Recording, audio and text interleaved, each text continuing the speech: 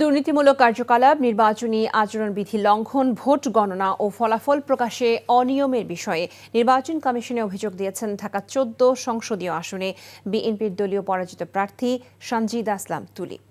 White plus pro sensitive স্কয়ারে মাঠের বাইরেও তো আমরা এভাবে দেশপ্রেম দেখাতে পারি।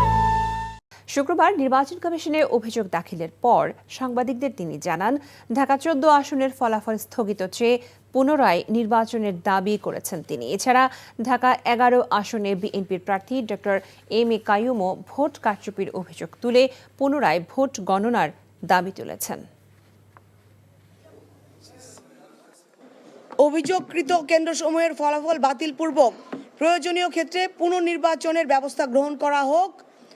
একটি নিরপেক্ষ উচ্চ পর্যায়ে তদন্ত কমিটি গঠন করে সকল অভিযোগ তদন্ত করা হোক। আমরা রিকাউন্ট চাই এবং প্রশাসনিক কুর সুব্যবস্থা চাই। বাংলাদেশ থেকে এই ভোট চুরির নাটকের কালচার বন্ধ করতে হবে।